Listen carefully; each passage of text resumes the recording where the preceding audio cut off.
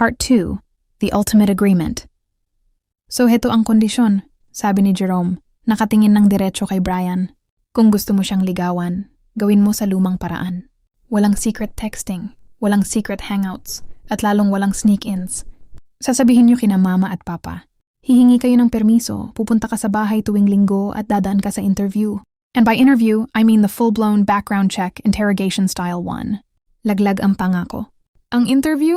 Kilala ang mga magulang namin sa kanilang interrogation style interviews. Minsan na nilang napaiyak ang ex-boyfriend ng pinsan ko dahil lang sa pagtatanong kung anong plano niya para sa darating na 5 taon at ano ang kanyang contingency plan sa buhay. Sobrang intense nila. Hindi man lang kumurap si Brian. Kaya ko yon, seryosong sagot niya. I'm willing to go through the fire, Jerome, for her. Tinitigan siya ni Kuya. Naghahanap ng sign ng pag-aalinlangan. Pero nanatiling matatag ang tingin ni Brian. And you, Anna, lumingon si Kuya sa akin. Kung itutuloy niyo to, walang tago-tago sa akin. Kapag pinaiyak ka niya, o kapag naging magulo ang lahat, ako ang puputol ng ugnayan. Malinaw ba? Tumango ako ng mabilis, habang ang puso ko ay nagpa-party sa loob ng dibdib ko. Crystal clear, Kuya, I promise no secrets. Tinitigan niya kaming dalawa ng matagal bago huminga ng malalim. God, parang nagbe-babysit ako ng mga bata, whatever. Just don't make me regret this decision. Naglakad siya paakyat ng hagdan, pero huminto siya sa gitna at lumingon. At Brian? Kapag nakita kitang humawak uli sa balikat niya bago ka makipag-usap kay Papa, ipapaban kita sa Xbox. Forever. And I mean it. Tumawa si Brian nang may relief. Understood, Chief. Pagkaalis ni Kuya, biglang nagbago ang atmosphere. Nawala ang tension. Napalitan ng strange at bagong excitement. Tumayo si Brian at lumapit sa kinauupuan ko. Hindi siya umupo ng sobrang lapit para rumespeto sa bagong no sneaking rule. Ramdam na ramdam ang kuryente sa hangin. So sabi niya, may kislap ng aliw ang mga mata. Yung interview ng parents mo? Sa tingin mo ba magsusurvive ako? Tinitigan ko siya. Yung magulong buhok, yung kalmadong confidence, at yung handang dumaan sa grill just to be with me. I-grill ka nila tungkol sa engineering GPA mo at sa future mo. Paalala ko habang nakangiti. Let them, sabi niya, sumandal sa mesa.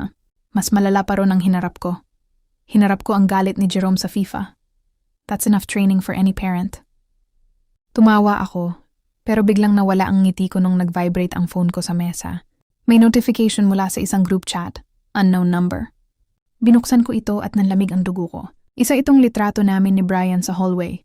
Kinuhanan mula sa labas ng bahay namin, ilang minuto lang ang nakalipas. Kitang-kita ang bawat detalye, kahit ang awkward na pagtitig namin sa isa't isa. Ang message? Looks like the Forbidden Zone is officially open for business. Let's see how long it lasts. Hindi na ito laro. May nakakakita sa amin, at may masamang intensyon. Sino ang may ganang mag-stalk sa amin sa sarili naming bahay? At bakit nila gusto kaming sirain? Ramdam ko ang pagigting ng mga kalamnan ni Brian nang mabasa niya ang text. Hindi na lang ito tungkol sa amin ni Kuya. May third party na pilit na gumugulo sa amin. Nanlamig ang mga kamay ko. Sino to? Tumingin ako kay Brian at nakita ko ang pagbabago sa mukha niya mula sa pagiging masaya patungo sa pagiging seryoso. Ang Forbidden Zone na inakala naming nabuksan para sa amin ay mukhang may kasama palang panganib. Isang panganib na hindi namin inaasahan. End of chapter 6. Wait, sino ang nag-stalk sa amin? May nag-send ng photo namin ni Brian mula sa labas ng bahay. Secret hater ba to? O may gustong manabotahe sa amin? I-hit mo na ang follow button. Dahil sa chapter 7, full-blown mystery thriller na tayo. Nagiinit na ang lahat, besties. Comment next na. Follow Story Corner for more narrated romance stories. New chapters every day.